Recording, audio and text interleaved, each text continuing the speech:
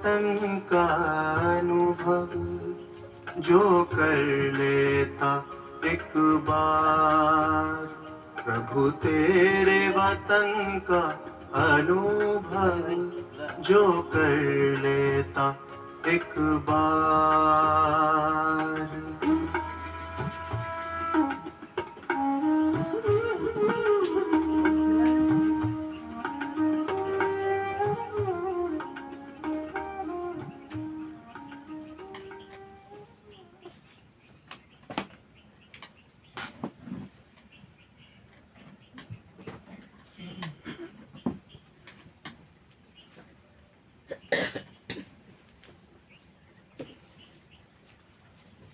दीदी बहुत दिन के बाद आए हैं, इसलिए सदा फूल आई थी। सदा फूल।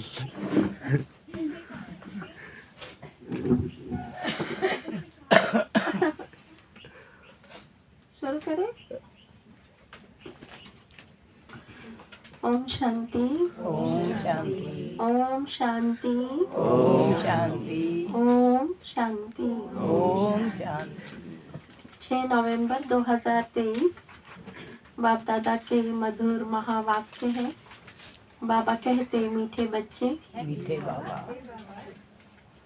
देही अभिमानी बनने में ही तुम्हारी सेफ्टी है। देही अभिमानी बनने में ही तुम्हारी सेफ्टी है। तुम श्रीमत पर रूहानी सर्विस में लग जाओ तो देह अभिमान रूपी दुश्मन वार नहीं करेगा। प्रश्न है, विकर्मों का बोझ सिर पर है, उसकी निशानी क्या होगी? उसे हल्का करने की विधि सुनाओ। श्री विकर्मों का बोझ सिर पर है, उसकी निशानी क्या होगी?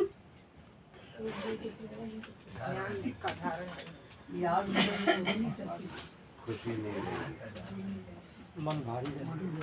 उसे हल्का करने की विधि सुनाओ। रात में निद्रा जी, मतलब जैसे भी हो दिन भर रहे स्मृति में रहे। जब तक विकर्मों का बोझ है तब तक ज्ञान की धारणा हो नहीं सकती।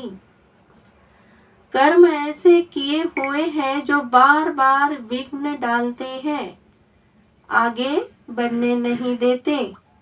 इस बोझ से हल्का होने के लिए नींद को जीतने वाले निद्रा जीत बनो।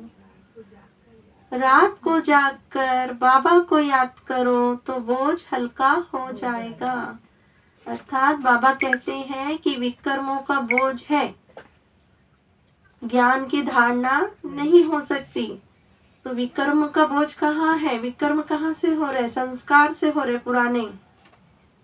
और धारणा कहाँ होगी? संस्कार में होगी। तो पुराने संस्कार जब तक जगह लेके बैठे हैं, नए संस्कार की धारणा वहां पर नहीं हो सकती। इसलिए बाबा कहते हैं, कर्म ऐसे किए हुए हैं जो बार बार विघ्न डालते हैं, आगे बढ़ने नहीं देते हैं। इस बोझ से हल्का होने के लिए नींद को जीतने वाले निद्रा जीत बनो। रात को जागकर बाबा को याद करो तो बोझ हल्का हो जाएगा। तो रात को जागने से क्या होगा? मैंपन खत्म होगा, मेरा मैं। हाँ? और फिर सब चीज स्वीकार्य होगी, जो है सब बाबा का स्वीकार्य। तो जब स्वीकार करेंगे तो उस ढंग से हम करेंगे तो पुराने संस्कार जो है वो लाइट होंगे, हल्के होंगे, और नए संस्कार बार बार रिपीट होंगे, क्योंकि मैंने मेरे मैं को त्याग दिया है। तो मैं के साथ पुराने संस्कार भी ठंडे बस्ते में जा रहे हैं। गीत है, माता ओ माता तू सबकी भाग्य विधाता। ओम शांति। ओम शांति। यह हुई जगत अम्बा की महिमा, क्योंकि यह है ही नई रचना। एकदम नई रचना तो होती नहीं है, पुरानी से नई होती है। मृत्यु लोक से अमर लोक जाना है। यह जैसे जीने और मरने का सवाल है। या तो मृत्यु लोक में मरकर खत्म होना है, या तो जीते जी मरकर अमर लोक में चलना है। तो अमर लोक को यहीं पर हमारे बुद्धि में स्थापित करना कि मैं आत्मा हूँ, अमर हूँ, मरने वाली ही नहीं हूँ। तो मरने वाली ही नहीं हूँ तो वो चश्मा हमको लगेगा, उस नजरिए से हम दुनिया को देखेंगे और उसी नजरिए से हम जो संकल्प करेंगे, कर्म करेंगे, वो समझ पक्की होगी, वो संस्कार धारणा बनेगी। हाँ? तो बाबा कहते हैं जगत की माँ माना जगत को रचने वाली, यह जरूर है बाप स्वर्ग का रचयिता है। रचना रचते हैं ब्रह्मा के द्वारा। परमात्मा की पहली रचना क्या है? पहली रचना ब्रह्मा। तो बाप कहते हैं मैं सूर्यवंशी चंद्रवंशी राजधानी स्थापन करता हूँ। दोनों राजधानी यही स्थापन हो रही है, दोनों राजधानी के महाराजा राजा यही बन रहे हैं। यानी कि जो आत्मा सतयुग में जन्म लेगी, महाराजा बनेगी, वो त्रेता में राजा या महाराजा जो राम सीता के नहीं बनेगी। वो बनी अभी बन रही है जो नया जन्म लेगी। फिर बाबा कहते हैं आना है संगम पर कहते भी हैं, कल्प के संगम युगे, हर संगम युगे आता हूँ। क्लियर समझानी है, सिर्फ मनुष्य ने भूल कर नाम बदली कर दिया है। सर्वव्यापी का ज्ञान जो सुनाते हैं उसमें पूछना पड़ता है ये किसने कहा, कब कहा, कहाँ लिखा हुआ है। अच्छा, गीता का भगवान कौन है? जो ऐसे कहते हैं, यानी जो सेवा में तत्पर होते हैं या फिर प्रवृत्ति मार्ग वाले और लौकिक जीवन को भी निभाते हैं, तो वहाँ पर मिलना जुलना होता है ना, दुनिया की पुरानी आत्माओं से, यानी कि जो ज्ञान में नहीं है, पुराने संस्कारों वाली आत्माओं से, तो तब ये सेवाएं होती है। बाकी बीके बन जाते हैं तो फिर क्या होता है आपस में। तो फिर बाबा आगे कहते हैं अच्छा, गीता का भगवान कौन है? जो ऐसे कहते हैं श्री कृष्ण को देहधारी, श्री कृष्ण तो देहधारी है, वह तो सर्वव्यापी हो नहीं सकता। श्री कृष्ण का नाम बदल जाए तो बात आ जाती है बाप पर। बाप को तो वर्षा देना है, कहते हैं मैं राजयोग सिखाता हूँ सूर्यवंशी चंद्रवंशी का वर्षा देने, नहीं तो 21 जन्म का वर्षा उन्हें किसने दिया? बाबा हमें राजयोग सिखा रहे हैं। इसके लिए ये एक परिवार, एक लाइफस्टाइल है जिसमें हम बोलते क्या सभी को संन्यास हो गया, सभी को वैराग्य आ गया? नहीं आया है। पुरानी दुनिया की चीजें अच्छी नहीं है और अच्छी दुनिया, अच्छी चीजें समझ में आई तो हमने उसको अडॉप्ट किया और हमारे आपस में भाईचारा, मेल जोल एक परिवार का बना रहे, एक बाप के बच्चे एक जैसे दिखे, इसके लिए फिर हमने राजयोगा लाइफस्टाइल को अपनाया। तो उसमें भी कोई कोई आत्मा को वैराग्य आ गया, यानी ज्ञान समझ में आ गया, अपना घर समझ में आ गया। सब जानते हैं घर ऊपर है, जानते हैं ना हम सब। तो जानने के बाद भी हमको वैराग्य नहीं आ रहा है, तो वैराग्य कैसे आएगा? तो बाबा की इस बार की जो मुरली में था ना कि आप में सत्यता का फाउंडेशन होना चाहिए। तो सत्यता का फाउंडेशन आत्मा के आधार से हर कर्म करना है। तो वो कर्म जो आत्मा को हमको परमात्मा ने श्रीमत अनुसार समझाया कि उसके 7 गुण हैं, उसके अंतर्गत जब हम एक दूसरे के साथ संपर्क संबंध में आते हैं तो ट्रांसपेरेंट होते हैं, अंदर बाहर एक संकल्प में, वृत्ति में, एक्शन में, मनसा वाचा कर्मणा में सब एक समान होने लगते हैं। तो दृढ़ होते, धारणा होती है, क्लैरिटी आती है। तब जो आपसी संबंध होता है ना वो पक्का होता है, 21 जन्म तक चलता है और अंत में हम सब फिर मिलते हैं। तो अभी अगर जो आत्मा ने समझ लिया कि मुझे झूठी बातें, बाहर का आकर्षण त्यागना है, मेरे संकल्प कहाँ चलते हैं, हर एक घंटे में उसने चेक किया कि मेरी कर्मेंद्रियां क्या देख रही है, क्यों देख रही है, मैं हूँ इधर, मेरा मन विचलित हो रहा है या कहीं और भटक रहा है, ये समझ लिया तो वो सब अपनी ऊर्जा, एनर्जी को एक परमात्मा के संग में लगाता है और उसके द्वारा फिर उससे सेवा होती है, और सेवा आज की कल पर नहीं होती है, अब की अब पर ही होती है। इसके लिए दुनिया में भी कहते हैं ना, काल करे सो आज कर, आज करे सो अब, पल में प्रलय हो जाएगा, बहुरी करेगी कब। अर्थात प्रलय होने के बाद हमारे हाथ से वो चांस निकल जाएगा जो कि हमको सबसे आगे रखने के लिए मिला हुआ है। तो बाबा कहते हैं, श्री कृष्ण का नाम बदल जाए तो बात आ जाती है बाप पर, बाप को तो वर्षा देना है। कहते हैं मैं राजयोग सिखाता हूँ सूर्यवंशी चंद्रवंशी का वर्षा देने, नहीं तो 21 जन्म का वर्षा उन्हें किसने दिया? लिखा भी हुआ है, ब्रह्मा मुख से ब्राह्मण रचे। फिर ब्राह्मणों को बैठ नॉलेज सुनाते हैं बुद्धि के आदि मध्य अंत की।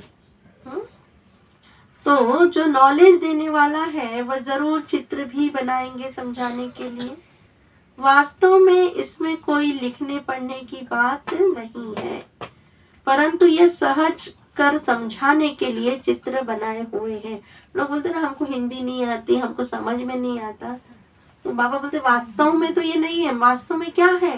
ये मन की भाषा है, मन से मन का मिलन है। उस मिलन से जो प्राप्ति है वो सीढ़ी है, और उस सीढ़ी से चढ़कर वही पूरी 100% प्राप्ति हम जब जमा करते हैं, अर्थात कि बाहर से हमारी पूरी एनर्जी, ऊर्जा, बुद्धि जहाँ जहाँ अटकी है, मन जो बार बार इच्छाएं कर रहा है, उसको जब हम कंट्रोलर स्वराज्य अधिकारी बनते हैं, तब हम हमारी पूरी एनर्जी यहाँ पर जमा होती है, पूरा बिंदु हो जाते हैं हम।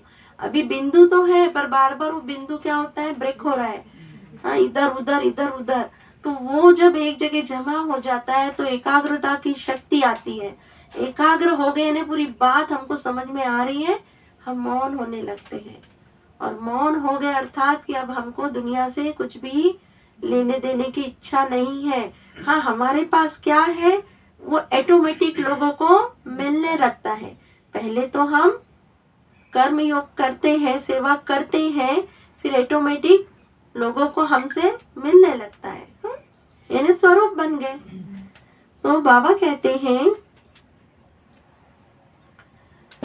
इनसे बहुत काम हो सकता है चित्रों से। तो जगत अम्बा की भी महिमा है, शिव शक्ति भी कहा जाता है। शक्ति किससे मिलती है? वर्ल्ड ऑलमाइटी बाप से। वर्ल्ड ऑलमाइटी अथॉरिटी अक्षर भी महिमा में देना पड़े। अथॉरिटी माना जो भी शास्त्रों आदि की नॉलेज है वो सब जानते हैं। तो हम भी कोई बात को जब निभा लेते हैं, उसको हम गणित को छुड़ा लेते हैं, तो हम उसके अधिकारी बन जाते हैं। तो अथॉरिटी जब आती, अधिकारी या नहीं, आत्मा कौन सी सक्सेस, सफलता, विजयी। तो बोले अभी तक तुम इस सेवाओं को कंट्रोल नहीं कर पाए, इस पे तुम्हारा अधिकार नहीं बना। क्यों नहीं बना? क्योंकि अंदर हमारे संस्कारों पर, हमारे मन के अंदर जो इच्छाएं हैं, उसके ऊपर हमारा अधिकार नहीं आया। हमारा मन कुछ भी सोच रहा है, कहीं भी भाग रहा है, उसको सुख देने के लिए हम भी आत्मा उसके पीछे पीछे जा रही है। तो फिर दूसरे भी हमारे पीछे नई दुनिया में, जो नई दुनिया की समझ है, प्रजा नहीं बन रही है। तो बाबा कहते हैं अथॉरिटी है समझाने की, ब्रह्मा के हाथ में शास्त्र भी दिखाते हैं और कहते हैं ब्रह्मा मुख कमल द्वारा सभी वेद शास्त्रों का राज समझाते हैं। तो अथॉरिटी हुई ना। देखो बाबा क्या बोले, ब्रह्मा मुख कमल द्वारा सभी वेद शास्त्रों का राज समझाते हैं। तो मुख कमल द्वारा, मुख के द्वारा नहीं बोल रहे, मुख कमल द्वारा, यानी ब्रह्मा अपने पुराने जीवन के आधार से अपनी मन मत उसमें टच नहीं कर रहा है, अनुभव टच कर रहा है। अनुभव के आधार से वो उसको बहुत अच्छे ढंग से हमारे सामने परोस रहा है, पर मेरे मन में तुम्हें ये अचार और तीखा भी खाओ, ऐसा नहीं कर रहा है। इतना अछूता है। तो बाबा कहते हैं तो अथॉरिटी हुई ना, तुम बच्चों को सभी वेद शास्त्रों का राज समझाते हैं। दुनिया नहीं जानती कि धर्म शास्त्र किसको कहा जाता है। कहा भी जाता है 4 धर्म है, उनमें भी एक धर्म है मुख्य, यह है फाउंडेशन। बनेन ट्री का मिसाल भी दिया जाता है, उनका फाउंडेशन सड़ गया है, बाकी टाल टालियां खड़ी है। यह मिसाल है। दुनिया में झाड़ तो बहुत है, सतयुग में भी झाड़ तो होंगे ना, करके जंगल नहीं बगीचे होंगे। झाड़ तो होंगे, इन्हें हम सब मनुष्य असुर नहीं होंगे उसमें। जैसे आज मनुष्य हम सब हैं तो उसमें गुण आ रहे हैं और चांसेस भी है और हम देवता बन रहे हैं। तो जैसे हम बन रहे वैसे हमारे लिए आसपास की प्रकृति होगी।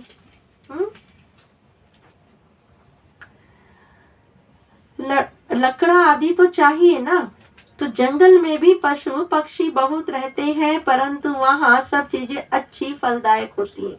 नहीं, उनके साथ हम जीवन जी सकते हैं। अभी अमेज़न का जंगल है, उसमें जा नहीं सकते, उसके ऊपर ब्रिज बन नहीं सकता। वो कभी नदी इतनी रहती है, कभी इतनी किलोमीटर लंबी हो जाती है, मट्टी इतनी नरम, उसके ऊपर कोई ब्रिज नहीं बन सकता। तो ये अवस्था अंत की है। पर वहां पर क्या होगा, सब हमारे सुविधा के अनुसार होगा। क्यों? क्योंकि अभी हमने अपने संकल्पों को परमात्मा के अनुसार अपने को ढाला, बनाया, तो ये हमारा जीवन बहुत ही सुविधाजनक बना और दूसरों को भी हमारे जीवन से सुविधाएं प्राप्त होने लगी। तो बाबा कहते हैं पशु पक्षी शोभा है, परंतु गंध करने वाले नहीं होंगे। तो ये पशु पक्षी ब्यूटी तो चाहिए ना। तो अभी हम ब्राह्मण आत्माएं जो भी अंदर बाहर स्वच्छता नहीं रखती, अपने आसपास स्वच्छता नहीं रख पाती, तो वो आत्मा भी क्या होगी, जब गंध का समय होगा तभी वो आएगी। तो सत्युग में कैसे आएगी? नहीं आएगी ना। तो हंसों की सभा में कैसे बैठेगी? तो यह पशु पक्षी ब्यूटी तो चाहिए ना। सृष्टि ही सत्व प्रधान है, तो सब चीजें सत्व प्रधान होती है। बहिष्ठ फिर तो क्या? पहली मुख्य बात, बाप से वर्षा लेना है। चित्र बनते रहते हैं, उनमें भी लिखना है। ब्रह्मा द्वारा स्थापना, विष्णु द्वारा पालना। ये अक्षर मनुष्य समझते नहीं, इसलिए विष्णु के 2 रूप लक्ष्मी नारायण है, पालना करने वाले। यह तो समझते हैं, कोटों में कोई ही समझेंगे। फिर यह लिखा है आश्चर्यवत सुनंती कथंती। तो नंबरवार पुरुषार्थ अनुसार अपना पद प्राप्त करते हैं। तो नंबरवार पुरुषार्थ अनुसार अर्थात अमृत वेले में हमको अपने मैं को दबाने का चांस है, देही अभिमानी बनने का चांस है। तो देही अभिमानी अर्थात मैं देह के द्वारा सभी कार्यों को, मेरे कर्मेंद्रियों को चलाकर सभी कार्यों को कर रही हूँ। पर अगर मेरा कार्य अधूरा रहता है तो मैं उतने टाइम देही अभिमानी नहीं बनी, तो मैंने आज का चांस छोड़ दिया। तो 5000 साल में वो समय बीच में तो नहीं आएगा, फिर वही आएगा और वो हमने ड्रामा फिक्स कर दिया। इसके लिए अभी हम ब्राह्मण आत्मा को ये चांस है कि हम अपना ड्रामा कैसा देखना चाहते हैं वैसा बनाए। इसलिए बाबा मुरलियों के द्वारा और आत्माओं के द्वारा जगाता है कि समय कम है और 21 जन्मों का पुरुषार्थ करना है। इसलिए एक एक पल, एक एक श्वास को शुभ भावना, शुभ कामना के अंदर डुबोए रखो। अर्थात कि उस तरीके से किसी लक्ष्य को देखो, किसी भी संकल्प को उस आधार से हम जब करते हैं तो सतयुग 21 जन्मों का बनता है। तो बाबा कह रहे हैं कि कहाँ न कहाँ ये बातें लिखी हुई है। भगवान वाच अक्षर भी ठीक है। भगवान की बायोग्राफी अगर बिगड़ जाए तो सब शास्त्र खंडन हो जाए। देखने में आता है बाप दिन प्रतिदिन अच्छी अच्छी पॉइंट्स देते रहते हैं। पहले तो निश्चय करना है कि भगवान ज्ञान का सागर है, मनुष्य सृष्टि का बीज रूप है। चैतन्य बीज में नॉलेज किसकी होगी? जरूर झाड़ की होगी। तो बाप आकर, बीज में से झाड़ निकलता है ना, तो बाप आकर नॉलेज समझाते हैं ब्रह्मा के द्वारा। ब्रह्मा कुमार कुमारियां नाम अच्छा है। प्रजापिता ब्रह्मा के कुमार कुमारियां तो ढेर है, इसमें अंधश्रद्धा की कोई बात नहीं। यह तो रचना है ना। बाबा मम्मा अथवा तुम, माता पिता सब कहते हैं। जगदम्बा सरस्वती है ब्रह्मा की बेटी।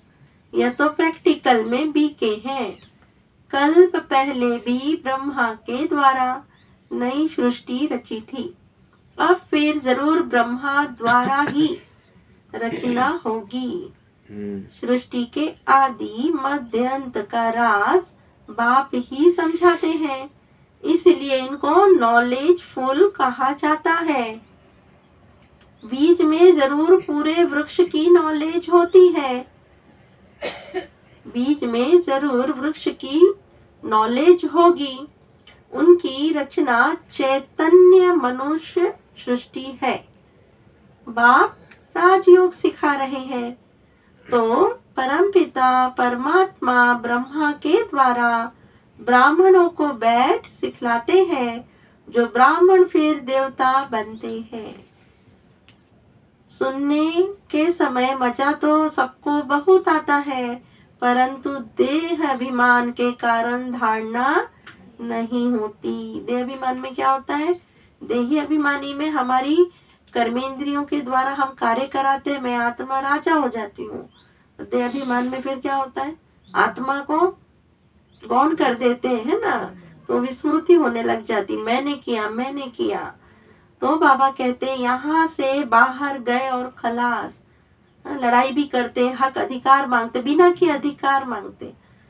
हमारा अधिकार तो बना हुआ पड़ा ही है, हमें तो सिर्फ उस पे रोज चल के जाना है, पगडंडी से रोड तैयार करना है। पर हम कुछ करते नहीं और बोलते हैं ये हमारा हक है, हमने इतना साल इतना समय। तो ये बाबा उसमें से हमारी बुद्धि निकालता है कि अभी तो बहुत बड़ा आगे रास्ता पड़ा है जिसको हमको निभाना है। तो बाप कहते हैं तो यहाँ से बाहर गए और खलास। अनेक प्रकार का देहाभिमान है, इसमें बड़ी मेहनत चाहिए। बाप कहते हैं नींद को जीतने वाले बनो, है ना। दुनिया में कहते हैं कि जब भगवान बुद्धि बांट रहा था तो तुम क्या सोए हुए थे, है ना। तो बाबा बोलते हैं कि बड़ी मेहनत है, तो बड़ी मेहनत इसी में है कि हमको सुबह की नींद बहुत मीठी लगती है और हम अपने आप को समझाते हैं कि ये सोएंगे तो हम रिलैक्स रहेंगे पूरा दिन। जबकि अगर हमको ये जागृति हो रात से कि सुबह बहुत सुंदर मुझे बिताना है, इसलिए मुझे रात का जो भी कार्य विस्तार है उसको समेटना है। और समेटने का अर्थ खाली कार्य को नहीं है, हमारी बुद्धि के संकल्प जिस चीज से कर्म में एक दूसरे के संग में आए उसको भी हटाना है या छोड़ना है। और शाम 6 बजे के बाद से, जैसे दुकान ऑफिस बंद होती है, उसके बाद से हमको दुनियादारी के किसी भी चक्कर में नहीं आना है, आपस में मुख के बोलने में भी नहीं आना है। अब मैं और बाबा और कुछ नहीं। तो बाबा कहते हैं कि देह अभिमान छोड़ो, देह ही अभिमानी बनो। रात को जागकर याद करना है, क्योंकि तुम्हारे सिर पर जन्म जन्मांतर के विकर्मों का बोझा बहुत है जो तुमको धारणा करने नहीं देते हैं।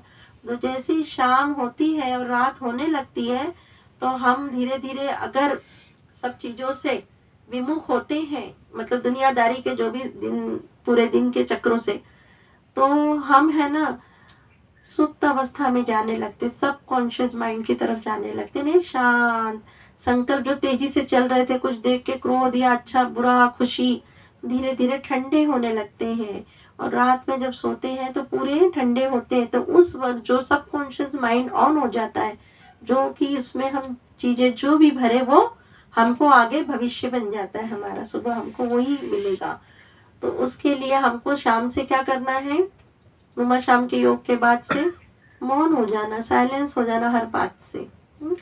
और सुबह अमृत वेले में मुझे क्या क्या वरदान लेना है वो रात में ही या शाम से ही उसका चिंतन करना, लिखना। तो ऑटोमेटिक आपके अंदर आ गया ना। वो बाबा बोलते ना चित्रों से समझाते, लिखा देखा तो आ गया ना। फिर सुबह जब बाबा के साथ बैठे तो रात भर में वो सब चीजें डेवलप हो गई हैं, बस वो एक्टिव हो रही बाबा के साथ, सामने पर्दा खुल रहा है। तो बाबा कह रहे हैं कर्म क्योंकि तुम्हारे सिर पर जन्म जन्मांतर के विकर्मों का बोझा बहुत है जो तुमको धारणा करने नहीं देते हैं। कर्म ऐसे किए हुए हैं, इस कारण देही अभिमानी नहीं बनते। गपोड़े बहुत मारते हैं, बड़े गपोड़े का चार्ट लिख भेजते हैं कि हम 75% याद में रहते हैं। किसी ने बोला हम 4 घंटा योग करते हैं तो अगर कोई आत्मा 4 घंटा योग करती है ना, तो अभी यहाँ पर है ना सबसे नंबर 1 सेवाधारी वही होगी, उसके कोई कार्य फेल नहीं होंगे। तो बाबा कहते हैं कि परंतु बाप कहते हैं इम्पॉसिबल, हम भी बोलते हैं इम्पॉसिबल। सबसे आगे चलने वाला खुद कहता है कितनी भी कोशिश करता हूँ याद करने की, परंतु माया भुला देती है। माया क्या है? माया क्या है? हमारी कमी कमजोरी। हमारी कमी कमजोरी। कोई बात है, आपको क्रोध नहीं आ रहा है, मुझे आ रहा है, पैसे बहुत पड़े हैं, एक बोलता उसकी आंख नहीं जा रही, एक बोलता जरा मिल जाए, एक बोलता अरे वाह मैं पूरा कैसे ले लूं, तो वो उसकी कमजोरी हो गई, अंदर की लोभ वृत्ति। तो बाबा कह रहे हैं सच्चा चार्ट लिखना चाहिए। सच्चा चार्ट कैसे लिखेंगे? जब पूरा दिन हम पर अपनी नजर होगी, साक्षी भाव होगा, तभी पूरा दिन ही उलझे रहेंगे मोबाइल में, इधर उधर में, बाहरी चक्रों में, तो हम पर नजर नहीं है, हमारी तो बाहर नजर है। ठीक है, तो पूरा चार्ट लिखते वक्त जब हम बैठेंगे तो पहले शांत होएंगे, और रात को चार्ट लिखना है, शाम को तो नहीं लिखना है ना। नुमा शाम के योग के बाद ठंडे होते जाएंगे तो लिखना है।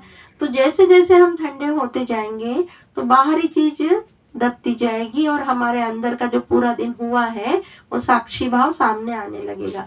और जब हम पेन चलाएंगे चार्ट पर, तो हमको लगा कि आज हम मीठे रहे, सत्य रहे, तो हमने लिखा 70%। लिखने गए तो लगे नहीं गड़बड़ है, तो चलो नहीं कम करते, तो 40 भी ठीक नहीं, क्योंकि 40 तो बहुत कम हो जा रहा है, तो हम बोलेंगे नहीं 45-50 वो सत्य है, क्योंकि हमारे मन की अंतर आत्मा से हम उसको कर रहे हैं ऑपरेट।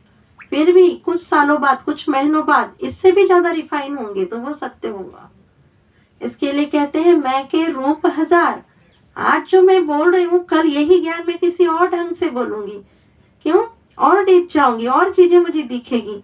अभी मैं आप लोगों को देख के बोल रही हूँ, फिर मैं और डीप होंगी तो मुझे 1-2 जन ही ध्यान करेंगे, उसके बाद बाबा के साथ रहेंगे तो और रिफाइन हो गए। तो समय अनुसार क्या होगा? सत्य बदलता जाता है। इसलिए परमात्मा कहते हैं अंत तक पढ़ना है। जिसको आप बोलते हो कि हम ज्ञानी हो गए, हम बीके हो गए हैं, अंत समय जब वो बात तुमने मिटाई नहीं होगी, सामने आएगी, तब मालूम पड़ेगा कि तुम तो ऐसे सोचते थे, अरे ये तो ऐसा हो गया। इसके लिए जो शास्त्र थे हमने अपनी उस बुद्धि से लिखे, और परमात्मा की 100% बुद्धि रिफाइन बुद्धि है। और वो रिफाइन बुद्धि कब आएगी? जब हम कर्मातीत अवस्था में आएंगे। और कर्मातीत अवस्था हमको यही बनानी है, ना अच्छा लगे ना बुरा लगे, कोई भी प्रभाव से दूर। और कर्मातीत अवस्था बनाने के लिए हमारी एक एक स्थितियां हैं, जैसे कि कर्म योगी स्थिति है, साक्षीपन की स्थिति है, न्यारे प्यारे बनने की स्थिति है। ये जो स्थितियां है ना, फुल सेकंड में फुल स्टॉप लगाने की, ये सब हमको उस अवस्था, संपूर्ण अवस्था तक ले जाती है। फरिश्ता बन की स्थिति, तो ये सब स्थितियां और अवस्था क्या हमको बनानी है? कर्मातीत। हाँ, अगर हमको फरिश्तापन की अवस्था तक ही रहना है तो ये पूरी एक अवस्था, तब उसके आगे ये सब और साक्षीपन, कल्याण, सेवाएं करना, कर्मयोगी बनना। पर हमारा क्या है लास्ट टारगेट? कर्मातीत। कर्मातीत यानी ये सब कुछ जो हो रहा है ना, हो रहा है, मैं हूँ, पर मैं इसका एंजॉय ही कर रही हूँ, ये सब कुछ बाबा कर रहा है, तो ना मैं अच्छे में हूँ ना बुरे में हूँ, मैं गुजर रही हूँ यहाँ से, और मुझे वहां पहुंचाने में ये अवस्था मेरी स्पीड दे रही, मदद कर रही है। तो बाबा कहते हैं पुरुषार्थ के लिए समय मिला हुआ है, यह धारणा कोई मासी का घर नहीं, इसमें थकना नहीं होता है, कोई समझने में टाइम लेते हैं, आज नहीं तो कल समझ लेंगे। बाप ने कह दिया कि जो देवी देवता धर्म का होगा और धर्म में कन्वर्ट हो गया होगा तो वह आ जाएगा। एक दिन अफ्रीकन शादी की भी कॉन्फ्रेंस होगी, भारत खंड में आते रहेंगे, आगे कभी आते नहीं थे। अभी अफ्रीकन लोगों के यहाँ अपना जो सनातन पुराना हिंदू धर्म काफी प्रचलित है। गणेश की मूर्ति रखते हैं वो लोग, उसकी आरती गाते हैं। यानी अभी हम उनके सामने प्रत्यक्ष हो रहे हैं, अभी बाबा के सामने हमको उनको लाना पड़ेगा क्योंकि वो हमसे राजी हो रहे हैं। अभी सभी बड़े बड़े आते रहते हैं, जर्मनी का प्रिंस आदि, ये सब कभी बाहर निकलते नहीं थे। नेपाल का जो किंग था उसने कभी रेल देखी नहीं थी। अपनी हद से बाहर कहाँ जाने का हुक्म नहीं था। पोप कभी बाहर नहीं निकला था, अभी आएंगे सब, क्योंकि यह भारत सभी धर्म वालों का बहुत बड़ा तीर्थ है।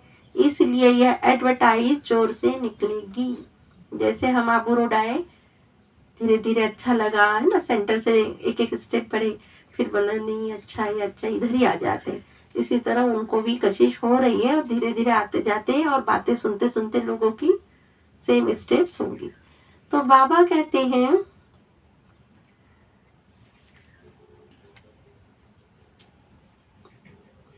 आएंगे सब, क्योंकि ये भारत सभी धर्म वालों का बहुत बड़ा तीर्थ है। इसलिए ये एडवर्टाइज जोर से निकलेगी। तुमको सब धर्म वालों को बतलाना है, निमंत्रण देना है। ज्ञान फिर भी वही उठाएंगे जो देवी देवता धर्म वाले कन्वर्ट हो गए हैं। इसमें समझ चाहिए। अगर समझे तो शंख ध्वनि जरूर करें। शंख ध्वनि यानी मंगलकारी जीत की, कि भाई जीतने के लिए, या शंख ध्वनि क्या होती है, यही होते ना जब जीत होती है, या मंगलकारी ध्वनि। तो हम ब्राह्मण है ना, हमको गीता ही सुनानी है। बहुत सहज है, बेहद का बाप है स्वर्ग का रचयिता। उनसे वर्षा पाना हमारा हक है। सबका हक है अपने पियर घर मुक्ति धाम में जाने का। मुक्ति जीवन मुक्ति का हक है। जीवन मुक्ति सबको मिलनी है। जीवन बंध से मुक्त हो शांत में जाते हैं, फिर जब आते हैं तो जीवन मुक्त है। परंतु सबको सतयुग में तो जीवन मुक्ति नहीं मिलती। सतयुग में जीवन मुक्ति में थे देवी देवता। पीछे जो आते हैं कम सुख कम दुख पाते हैं। ये हिसाब किताब है। सबसे कंगाल भारत ही बना है, जो सबसे ऊंच था। बाप भी कहते हैं ये देवी देवता धर्म बहुत सुख देने वाला है। ये बनी बनाई है। सब अपने अपने समय पर अपना अपना पाठ बजाते हैं। हेवनली गॉडफादर ही हेवन स्थापन करते हैं और कोई कर ना सके। क्राइस्ट से 3000 वर्ष पहले बरोबर कहते हैं हेवन था, नई दुनिया थी। क्राइस्ट कोई वहां थोड़े ही आएगा, वह अपने समय पर ही आता है। फिर उनको अपना पाठ रिपीट करना है। यह सब बुद्धि में बैठे तो श्रीमत पर चले। सबकी बुद्धि एक जैसी नहीं है, इसीलिए सबका समय अलग अलग है। और फिर हम क्या बोलते हैं, तुम ऐसा क्यों करते हो, तुम ये क्यों नहीं करते हो, तुम करो। इसके लिए हमारा मतभेद होता है। हम कामना करते हैं, क्यों कि ये अभी हमको 100 रुपया देवे, या 100 रुपये क्वालिटी की 100% रिजल्ट देवे, पर उसका समय अभी नहीं आया। उसका अभी 50-30 का समय, हमारा वो देखने का और लेने का समय आया है। तो वो हमको स्वयं क्रिएट करना पड़ता है। तो फिर हम क्या करते हैं, योग ज्ञान के द्वारा उस आत्मा का रास्ता और नजदीक लाते हैं, उसको मदद सहयोग रूप देते हैं। तो बाबा आगे कह रहे हैं, आप भी कहते हैं ये देवी देवता धर्म बहुत सुख देने वाला है। यह बनी बनाई है। सब अपने अपने समय पर अपना पाठ बजाते हैं। बनी बनाई है। बनी बनाई अर्थात ड्रामा तो बना ही हुआ है फिक्स, प्लस हम बना रहे हैं। अगर कोई आत्मा को अभी सुख चाहिए तो वो अभी अपने पार्ट को चेंज कर सकता है, तो उसके पास ये चांस है। तो बाबा आगे कह रहे हैं,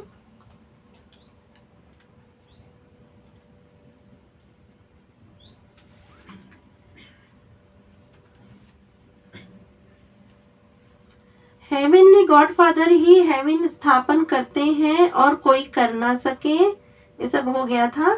फिर उनको अपना पाठ रिपीट करना है। यह सब बुद्धि में बैठे तो श्रीमत पर चले। सबकी बुद्धि जब एक जैसी नहीं है, श्रीमत पर चलने की हिम्मत चाहिए। फिर शिव बाबा आप जो खिलाओ जो पहनाओ ब्रह्मा और जगत अम्बा के द्वारा, तो ब्रह्मा द्वारा ही सब कुछ करेंगे ना, तो दोनों कंबाइंड है। तो ब्रह्मा और जगत अम्बा के द्वारा संस्था में रूल रेगुलेशन है, नंबरवार पुरुषार्थ अनुसार हर आत्मा को उसका अधिकार प्राप्त होता है और सभी को चांस है कि वो अपना अधिकार बढ़ा सकते हैं, पर वो मांग कर या फिर एक का चार करके, है ना, उल्टे सीधे ढंग से जो पुराने संस्कार, तो नए संस्कारों की धारणा नहीं होगी उससे। तो बाबा आगे कहते हैं, फिर शिव बाबा आप जो खिलाओ जो पहनाओ, तो दोनों कंबाइंड है। ब्रह्मा द्वारा ही कर्तव्य करेंगे, शरीर तो इकट्ठे नहीं है, कोई कोई कंबाइंड शरीर भी देखा है बाबा ने। सोल तो दोनों की अलग अलग हो गई, इसमें बाबा प्रवेश करते हैं, वह है नॉलेजफुल। तो नॉलेज किस द्वारा दे? श्री कृष्ण का चित्र तो अलग है, यहाँ तो ब्रह्मा चाहिए। प्रैक्टिकल में ब्रह्मा कुमार कुमारियां कितने हैं, ये कोई अंधश्रद्धा तो नहीं है, प्रैक्टिकल में है वो तो, है ना। तो एडॉप्टेड चिल्ड्रन को भगवान पढ़ाते हैं। कल्प पहले जो एडॉप्ट हुए हैं वही अब होते हैं। बाहर ऑफिस में तो कोई नहीं कहेंगे हम बीके हैं, ये गुप्त हो गया। शिव बाबा की संतान तो है ही, बाकी रचना नई सृष्टि की रचनी होती है, पुरानी से नया बनाते हैं। आत्मा में खाद पड़ने से पुरानी हो जाती है, सोने में ही खाद पड़ती है तो फिर झूठा हो जाता है। तो आत्मा झूठी होती है तो शरीर भी झूठा हो जाता है, फिर सच्चा कैसे हो? तो झूठी चीज को आग में डालते हैं पवित्र करने के लिए। तो अभी जितनी हमारे में मिलावट होगी ना, उतनी हमको भाग्य नहीं मिलेगा, तो हम है ना ईर्ष्या द्वेष में भी आएंगे और हम अपने मन मत चलाएंगे। पर जितना जितना हम संस्कारों को पक्का करते चले जाते हैं, सेवाओं के द्वारा ही संस्कार पक्के होते हैं। हमने ज्ञान लिया फिर सेवा की, है ना। और धारणा भी कैसे होती है, कोई भी चीज जो हमारे संस्कार विकर्म है वो कैसे मिटते हैं। तो उसके लिए महाभारत में जो कहानी एक भाई की बहुत सुंदर क्लास आई है, तो उन्होंने बताया कि अर्जुन कौन है, तो अर्जुन ज्ञान है, वो शिव बाबा से ज्ञान लेते हैं हम, अर्जुन आत्मा। फिर अर्जुन ने बोले कोई भी कौरव नहीं मारे, अर्जुन ने किसको मारा? तो उन्होंने अपने गुरु को मारा, ये ना अज्ञान काल के गुरु को। हम सबने ज्ञान छोड़ा, पुरानी चीजों की सिस्टम को तोड़ा। तो अर्जुन ने क्या किया? ज्ञान के आधार से तो द्रोणाचार्यों का वध किया, भीष्म पितामह का वध किया, उनके घर के थे। पर जो 100% कौरवों को मारा वो भीम ने मारा। तो भीम बोले योग है, तो हम कोई भी बात को समझने के बाद योग के द्वारा उस चीज को हटाते हैं। तो भीम योग है, तो सबको हमको भीम बनना है बोले, है ना। और कर्ण क्या है? कर्ण सबसे ज्यादा शक्तिशाली था उन 5 पांडवों में, छठा पांडव जो था ये सबसे ज्यादा शक्तिशाली, फिर भी वो नहीं जिया। तो उन्होंने बहुत अच्छे ढंग से, प्रभावी ढंग से बताया कि जो कर्ण बनेगा भगवान उसको मारेगा।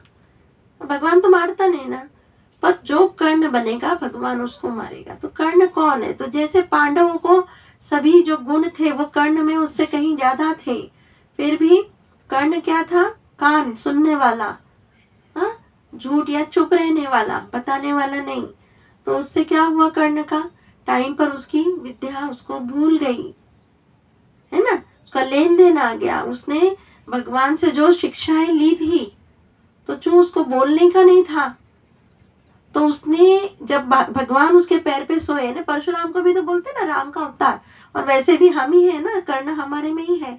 तो वो जब उसको कीड़ा काटा, तो कौन सा कीड़ा काटा? विकारों का, काम क्रोध मोह लोभ का। तो उसने नहीं बताया। हाँ नहीं, सचिन भाई की नहीं, एक संजीव भाई, डॉक्टर सॉरी संजीव भाई इंस्पेक्टर है वो, मैं भेजूंगी चाहिए तो भैया को। हाँ, तो वो कर्ण को विकार ने काटा, उसने नहीं बताया। तो कर्ण वो आत्माएं हैं जो हमारे बीच में रहती है, पर अपने भाई बहनों की बुराई या उनके खिलाफ में खड़ी रहती है। देखो देखो ये ऐसे, देखो ये वैसे, आज इन्होंने गॉसिप करती है, या फिर संस्था के अपोजिशन में जाती है, तो भगवान के खिलाफ में गई, तो उन्होंने कहा चाहे अर्जुन की वो योग्यता नहीं है, उसमें बहुत योग्यता है, पर भगवान किसको जिताएगा? जो भगवान के तरफ रहेगा। तो जो हम कोई है, हमारे में कोई भी कमी कमजोरी है, उसका जिम्मेवार वो है, हमने उसका हाथ पकड़ा है। पर उसने क्या किया? दुर्योधन का हाथ पकड़ लिया सब कुछ होके, उसको समझ कम थी। तो दुर्योधन का हाथ पकड़ना अर्थात उसने झूठ का साथ लिया या काम क्रोध का साथ लिया। सबसे बड़ा दानी था, तो बोले यज्ञ में ऐसे दानी होंगे जो एक साथ दान तो देंगे और अचानक उनकी बुद्धि भी घूम जाएगी। फिर युधिष्ठिर के लिए क्या बोला? जो युद्ध में स्थिर होगा। अभी युद्ध में स्थिर कौन रहेगा? जो कर्मातीत अवस्था वाला रहेगा। कोई भी बात हो वो स्थिर है, करने वाला भगवान है, तो वो बार बार ऊपर नीचे अवस्था में नहीं आ रहा है, स्थिति में नहीं आ रहा है। तो बाबा कहते हैं कि एडॉप्टेड चिल्ड्रन को भगवान पढ़ाते हैं। कल्प पहले तो एडॉप्ट हुए हैं, वही अब होते हैं। बाहर ऑफिस में तो कोई नहीं कहेंगे हम बीके हैं। अच्छा, ये सब हो गया था। बाबा कहते हैं आत्मा झूठी होती है तो शरीर भी झूठा हो जाता है। फिर सच्चा कैसे हो? झूठी चीज को आग में डालते हैं पवित्र करने के लिए, तो कितना बड़ा विनाश होता है। ये त्योहार आदि भी सब भारत के हैं, उसका प्रूफ है। विनाश हुआ तो त्योहार मनाएंगे। इसके लिए जब हम योग करते हैं तो हमारे में जो मिलावट है वो हमको साक्षी भाव आता है, तो हम बोलते हैं नहीं करना चाहिए था सही में। और जब हम ज्ञान मार्ग में चलते हैं और हम सेवाओं में कहीं पे भी कमी कमजोरी रखते हैं, लूजनेस, हल्कापन, गफलत, तो हमको चोट लगती है, क्योंकि हमने अपने आप को मोल्ड नहीं किया है ना। तो इतना बुरा लगता है, तो बोलता है अभी हम बस अमृत वेला करेंगे, हमारे को बहुत बुरा लग गया। तब उसको एहसास होता है कि उसने गलती की है कि सामने वाले ने। सामने वाले की तो गलती हुई है, उसको तो बोलना भी नहीं है, पर वो बोलने की वजह से उसके अंदर वो जो कमी कमजोरी थी वो उसको महसूस हुई। तो उसको सहयोगी मिला एक तरीका। तो बाबा कहते हैं नॉलेज बहुत कम उठा सकते हैं, पिछाड़ी में करके राजाई मिली, उससे क्या बहुत थोड़ा सुख हुआ ना, दुख तो आहिस्ते आहिस्ते शुरू हो जाता। इसलिए अच्छी रीति पुरुषार्थ करना है। कितने नए बच्चे तीखे हो गए हैं, पुराने अटेंशन नहीं देते, देहाभिमान बहुत है। सर्विस करने वाला ही दिल पर चढ़ेगा। सर्विस करने वाला, वो भी टाइम टू टाइम करने वाला, एकदम समय को कंट्रोल करने वाला, उसको जो चाहिए वो प्राप्ति होती चली जाएगी, और दूसरी आत्मा विकर्म हो कर देगी प्राप्ति के लिए। कहा जाता है ना, अंदर एक बाहर दूसरा। बाबा अंदर से प्यार अच्छे अच्छे बच्चों को करेंगे। कोई बाहर से अच्छे अंदर से खराब होते हैं, कोई सर्विस नहीं करते, अंधों की लाठी नहीं बनते। अभी मरने जीने का सवाल है, अमरपुरी में ऊंच पद पाना है। अभी एकदम बॉर्डर लाइन है, या तो इधर या तो उधर, चॉइस करनी है हमको। बार बार अंदर बाहर अलग नहीं होना है तो है, नहीं तो नहीं है। क्या नुकसान होने वाला है? कुछ नहीं, उलट प्राप्ति होगी। पर हम छोटे लौकिक फायदे के लिए घूमना फिरना, मजा, ये वो मन मर्जी के लिए हम बहुत बड़ा फायदा छोड़ देते। तो हम क्या सच्चे व्यापारी हुए क्या? है ना? तो बाबा कह रहे हैं कि अमरपुरी में ऊंच पद पाना है। मालूम पड़ता है किस किसने कल्प पहले पुरुषार्थ कर ऊंच पद पाया है। हमारे आपस में रहने वालों के जो आचरण होते उससे मालूम पड़ता है, क्योंकि उनको परफेक्शन होता है उनमें, स्टेप बाय स्टेप। इससे दूसरे आसपास के लोग भी उनसे बहुत संतुष्ट रहते हैं। तो मालूम पड़ता है ये आत्मा जगह लेगी, ये आत्मा नहीं लेगी अभी टाइम है, क्योंकि अभी खुद ही नहीं बैठी है तो दूसरे को कैसे बिठाएगी। तो बाबा कहते हैं देहाभिमान, जितना जितना देही अभिमानी बनेंगे उतना सेफ्टी में चलते रहेंगे। देहाभिमान हरा देता है। बाप तो कहेंगे श्रीमत पर जितना रूहानी सर्विस में चल सको उतना अच्छा है। सबको बाबा समझाते हैं, चित्रों पर समझाना बहुत सहज है। ब्रह्मा कुमार कुमारियां तो सब है, वह शिव बाबा है बड़ा बाबा। फिर नई सृष्टि रचते हैं, गाते भी हैं मनुष्य से देवता। कियत करत न लागे वार, सिख धर्म वाले भी उस भगवान की महिमा करते। गुरु नानक के अक्षर बहुत अच्छे हैं। जब साहेब को तो सुख मिलेगा, जब साहेब को तो सुख मिलेगा, यह है तंत यानी सार। सच्चे साहेब को याद करेंगे तो सुख पाएंगे, अर्थात वर्षा मिलेगा। इसलिए बाबा की कोई भी सेवा, उसको कभी भी हम नहीं सोचना कि पीछे रखे, कैसे करे, किसको कैसे कोई पेपर पहुंचाए।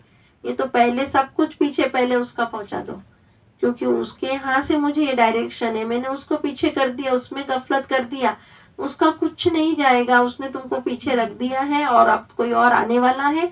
अचानक तुम्हारे सामने दिखेगा कि तुम बहुत पीछे रह गया, तुम्हारे आगे कोई आ गया, तब तुम बोलोगे पुरुषार्थ करना है, पछताओगे। इसी को धर्मराज की मार कहते हैं। तो समय रहते अगर हम सब जाग जाए और अपने कर्तव्य को समझे, हाँ, तो उस कर्तव्य के द्वारा हमारे पूरे परिवार की पालना होती है। हम सब बड़े बच्चे हैं घर के ना, जिम्मेवार। तो बाबा आगे कहते हैं, सबको बाबा समझाते हैं, जगाते भी है मनुष्य से देवता। ये सब हुआ था हमारा। अच्छा, आगे बढ़ेंगे तो यह है तंत सार। सच्चे साहेब को याद करेंगे तो सुख पाएंगे, अर्थात वर्षा मिलेगा। मानते तो है एक ओंकार, आत्मा को कोई काल नहीं खा सकता। आत्मा मैली होती, बाकी विनाश नहीं होती, इसलिए अकाल मूर्त कहते हैं। बाप समझाते हैं, मैं अकाल मूर्त हूँ। तो आत्माएं भी अविनाशी है, हाँ, बाकी पुनर्जन्म में आती है। हम एक रस है। साफ बतलाते हैं, मैं ज्ञान का सागर हूँ, रूप बसंत भी हूँ। रूप बसंत यानी योग और ज्ञान। और बच्चे ये बाबा मेन योग है ना, तो हम उनका जो योग के द्वारा ज्ञान सेवाएं करते हैं, तो बसंत हम हो जाते हैं। तो बाबा कहते हैं, तो ये बातें समझकर समझानी है। अंधों की लाठी बनना है, जियदान देना है, फिर कभी अकाले मृत्यु नहीं होगा। तुम काल पर जीत पाते हो। अच्छा, सिक्किलदे बच्चों प्रति माता पिता याद प्यार और गुड मॉर्निंग। रूहानी बाप की रूहानी बच्चों को नमस्ते। हम रूहानी रूहानी बच्चों की रूहानी बाप दादा को याद प्यार और गुड मॉर्निंग नमस्ते। सदा रहेंगे हंसते, नहीं रखेंगे किसी से झूठे रिश्ते, बनेंगे फरिश्ते, चलेंगे अंदर। शुक्रिया।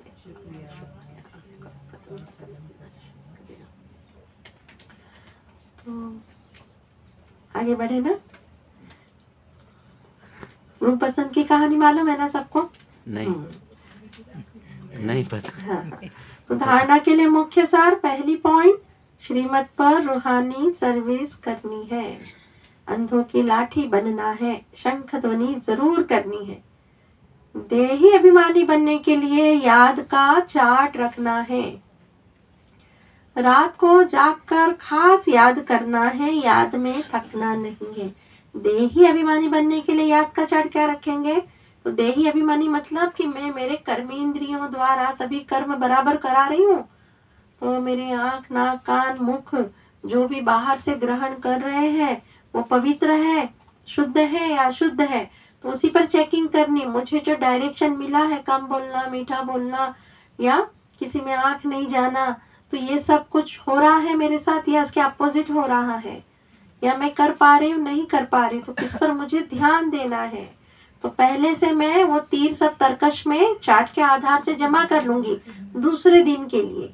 फिर दूसरे दिन वो बात आएगी, क्योंकि अंदाजा तो है ना, रूटीन तो वही हमारी होती है, तो हम क्या करेंगे उसके लिए हम तैयार रहते हैं। तो तीव्र पुरुषार्थ होता है, हाँ? जिसमें हमारी ज्ञानेंद्रियां भी, सूक्ष्म कर्मेंद्रियां जो है वो भी आ जाती, मन, बुद्धि, संस्कार। तो वरदान है, सदा अपनी श्रेष्ठ शान में रहे, सदा अपनी श्रेष्ठ शान में रहे, परेशानियों को मिटाने वाले मास्टर सर्वशक्तिमान भव। समझानी, सदा ये वरदान स्मृति में रहे कि हम अपनी श्रेष्ठ शान में रहने वाले, औरों की भी परेशानी को मिटाने वाले मास्टर सर्वशक्तिमान है। गवर्नमेंट ऑफिस में जाते हैं ना, तो सब जो दलाल होते हैं खड़े रहते बाहर, कितना किसका काम जल्दी कर देंगे, हम कर देंगे, करने के लिए गर्दी रहती। हम भी ब्राह्मण बच्चे कि बुद्धि ऐसी हो जानी चाहिए पक्के से, कभी होती कभी नहीं, कि भाई किसको क्या सेवा सहयोग चाहिए, हम हैं और उसको त्वरित करना, इतना हमको फ्री रहना है संगम पे। पर संगम पे हम ही सुख लेने के लिए अपना ही झमेला फैलाए हैं विस्तार, तो फिर दूसरों का कैसे हम करेंगे। तो बाबा कहते हैं कमजोर नहीं श्रेष्ठ शान के तख्त नशीन है, जो अकाल तख्त नशीन बाप के दिल तख्त नशीन श्रेष्ठ शान में रहने वाले हैं, वे स्वप्न में भी कभी परेशान नहीं हो सकते। कोई कितना भी परेशान करे लेकिन अपनी श्रेष्ठ शान में ही रहते हैं। सपने में कौन परेशान करता है? जो रात की रूटीन पूरे दिन की सेवा करके अपना कर्ज नहीं उतारता, तो कर्जदार उसको परेशान करेंगे ना, उसके पास हिसाब है, कैसे सोएगा। स्लोगन सदा अपने स्वमान में रहो तो सर्व का मान मिलता रहेगा। सदा अपने स्वमान में रहो। अगर हम सेवाधारी है तो अथक सेवाधारी है, स्वमान में रहेंगे। हाँ, अगर मैं अभी सेवा के लिए प्रस्तुत हुई आत्मा हूँ, फरिश्ता हूँ, हाँ, और अथक हूँ, फिर इसके बाद और क्या लेंगे? हाजी। हाजी मतलब जैसा सामने वाली आत्मा को सेवा चाहिए वैसे ही मैं करके दूं, और कोई भी बात आ जाए मेरा हाजी का जो सीट है उस पे से ना मैं उतरूं। हम बोलते हैं हाजी तो बोलते पर नाजी बोलना है तो गायब हो जाते हैं। अभी बोलेंगे हमको सेवा बोलेंगे, अभी ये बोलेंगे। सेवा है तो बोलेंगे, हम कितनी कर सकते हैं उसके लिए हमको हिसाब लगाना है, क्योंकि इतना सेवा रहेगी तो मैं इतनी कर सकती हूँ आज, तो कल तो से डबल करने के लायक होंगी, क्योंकि सेवा के द्वारा मैं व्यर्थ और नेगेटिव से मुक्त हो रही हूँ। तो मेरी शक्तियाँ मेरे पास आ रही, मेरी एनर्जी है जो मेरे पास आ रही है, तो मैं नजरों से निहाल कोई भी बात को करने की क्वालिटी क्षमता रखती हूँ। क्वालिटी गुणवत्ता मेरी बढ़ जाती है। इसके लिए बोलते हैं कि भाई ये महारथी आत्मा, इनको ले जाओ, कार्य हो जाएगा। क्यों? क्योंकि इन्होंने अपनी सब बातों को कंट्रोल करके इतनी खजाना शक्तियां जमा की है कि दूसरे उनके सामने पढ़ने से उनकी भी बातें कंट्रोल हो जाती है। तो वो फिर सिर्फ हाजी करते, क्योंकि वो कोई चीज से जूझ रहे हैं, उनको सुख और शांति चाहिए, एकाग्रता चाहिए, वो हमारी वो स्वरूप बन गया है, तो उनको वो चीज मिलती है। तो मैं आत्मा क्या लेंगे? सोमान मैं आत्मा मास्टर सर्वशक्तिवान हूँ। अभी अव्यक्त इशारे पढ़ेंगे हम। कौन से दिन का पढ़ना है हमें? तारीख क्या है? अव्यक्त इशारे दुआएं दो दुआएं लो। छठा पॉइंट है वर्तमान समय प्रमाण। क्षमा करना ही शिक्षा देना है। जैसे शिक्षक बनना बहुत सहज है, ऐसे क्षमा करो, रहम दिल बनो, सिर्फ शिक्षक नहीं बनो। जब कभी भी क्षमा करने के संस्कार धारण करेंगे तब ही दुआएं दे और ले सकेंगे। क्षमा करने से फिर हम डिटेच भी रहेंगे ना, तो बात सही ढंग से समझ सकेंगे। अभी क्या भैया? ओम ध्वनि तो अभी लास्ट में ना लास्ट बोल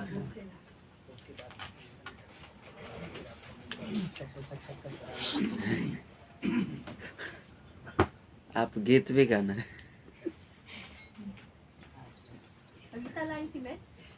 हाँ पढ़ो बा।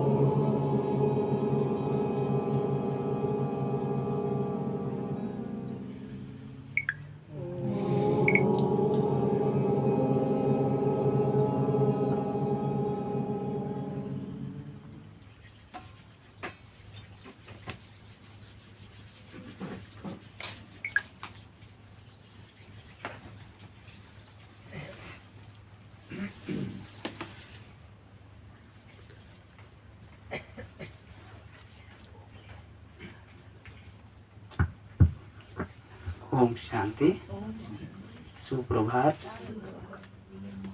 Golden morning, diamond morning, healing morning, और कुछ बचा है? ऑल मॉर्निंग टीचर दीदी ने बोल दिया तो ऑल मॉर्निंग में पूरा हो गया। तो 8 बजे शिवमणि से सीनियर सिटीजन को लेने के लिए गाड़ी आती है, तो इसलिए 5 मिनट में हम इसको समेट लेते हैं। तो हमारे बीच में जो सीमा दीदी ने इतने प्यार से सुरीले आवाज़ से मुरली सुनाया है, तो उनके लिए तो सॉरी भारती दीदी जी के लिए ताली जरूर बजाए। तो इसी आवाज़ कभी कभी ही सुनने को मिलते हैं। तो उनके साथ में सीमा दीदी जी, कविता दीदी जी, और पीछे भी 2 दीदी और भी है, थोड़ा सामने आ जाए। सुकन्या दीदी जी और भी एक दीदी जी है सामने। पहले तो हमारे भारती दीदी जी को फलों से और फूलों से धन्यवाद करते हैं कि हमारे को इस प्यार से मुरली सुनाए हैं। सीमा दीदी जी थोड़ा सामने आइए, आपको भी फलों से और फूलों से स्वागत किया जाता है। थैंक यू दीदी जी। और कविता दीदी जी कहाँ है? नेपाल। हाँ, नेपाल बोलना पड़ेगा। ओम शांति। थैंक यू दीदी जी। आप भी थोड़ा सामने आ जाइए, थोड़ा साक्षात्कार करा दीजिए, आपकी आवाज़ लोगों ने सुने नहीं है। थैंक यू दीदी जी। आपको 2 मिनट, 1 मिनट आपको टाइम देता हूँ। 1 मिनट परिचय। इस शरीर का नाम सुकन्या है और 2 महीने से ज्ञानदीप सेंटर में रह रही हूँ। Thank you. कहाँ से जन्म? AP, Andhra Pradesh. Thank you. Okay. आप दीदी जी इधर आ जाइए, थोड़ा सामने साक्षात्कार करा दीजिए सबको। थैंक यू दीदी जी, वेलकम। आप भी अपना परिचय दीजिएगा। ओम शांति। शरीर के नाम लीला माता है। मैं अंदर शक्ति भवन में सेवा कर रही थी जानकी दादी की ब्राह्मणी ने प्रवीणा बहन के साथ। अभी थोड़ा शरीर से हिसाब से बाहर ही रह रही हूँ और दीदी के साथ सेवा में ज्ञानदीप में जा रही हूँ। ओम शांति। ओम शांति। थैंक यू। कल यहाँ पे योग भट्टी हुई थी, आप लोग को तो मालूम ही होगा। कौन सबसे ज़्यादा योग किए हैं? हाथ उठाइए खुद। किए है नहीं, कितने ज़्यादा किए वाले करने वाले लोग नहीं। सबसे ज़्यादा कितने किए, कितने घंटा किए? 1.5 घंटा। और आप भाई जी कितने घंटा?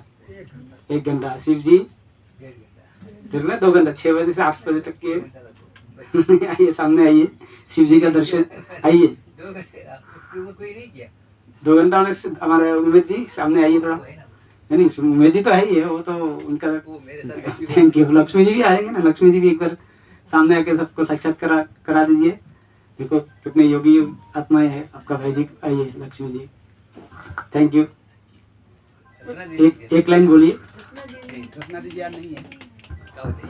ओम शांति। कल शाम को आके हम लोग 2 घंटा योग किया। Thank you. शिव जी भी बोलिए एक लाइन। बहुत अच्छा था।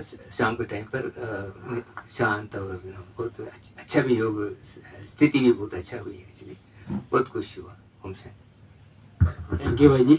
उम्मीद। और उम्मीद भाई जी कितने घंटा किए हैं? मैंने लगभग 3.5 से 4 घंटे। इसके लिए आपको फल और फूल मिलते हैं। ज़्यादा किए है ना, ज़्यादा नहीं फल फूल मिलेगा। Thank you. और हमारे नागदेव माता जी कितने घंटा किए? आ जाइए सामने। मैं तो किए नहीं किए नहीं, तो इसलिए आपको आगे करने के लिए नहीं किए। क्यों नहीं किए? फिर नहीं करने के आप फूल आइए, आगे करेंगे अभी भाई जी। हम तो बेलपुरी खाए।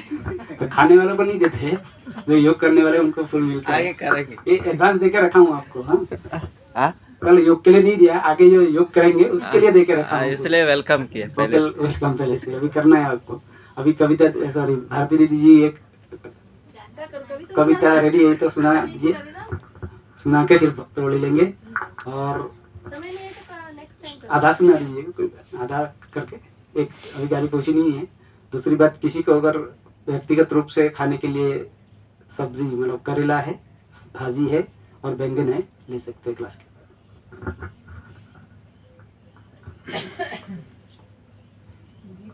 गीत सुना था। कौन सा गीत? कौन सा गीत? कोई भी सुना सुना। था? हाँ? कोई भी सुना। वो बहन बोलती मुझे अच्छा सेट भी है। हाथ आया है हो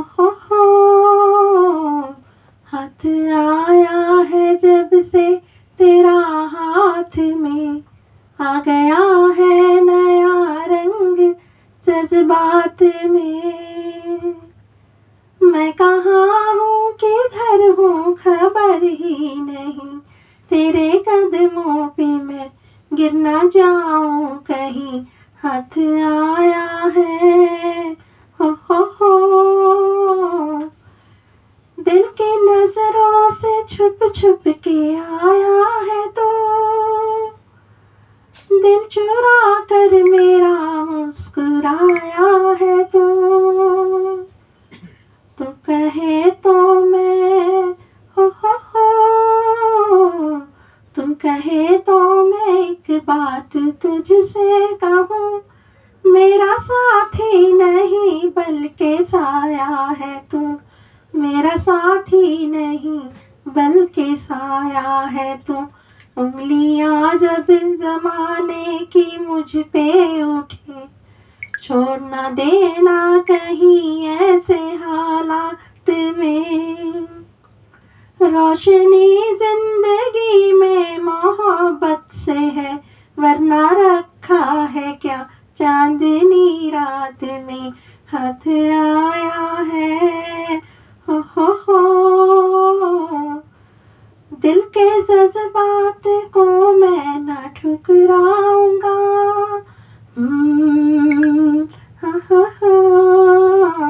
दिल के जज्बात को मैं ना ठुकराऊंगा, बल्कि तस्वीरें जज्बात बन जाऊंगा।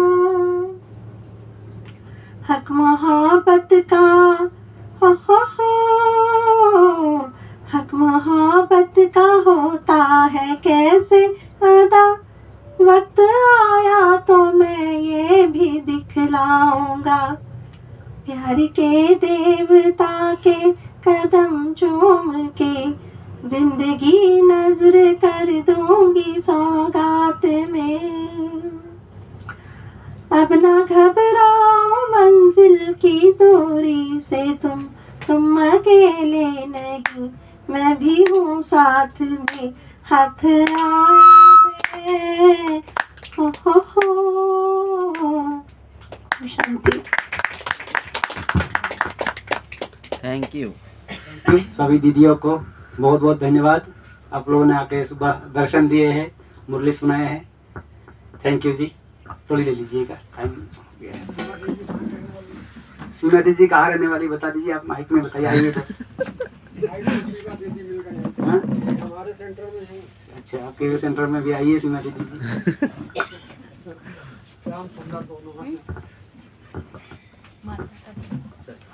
ओम शांति।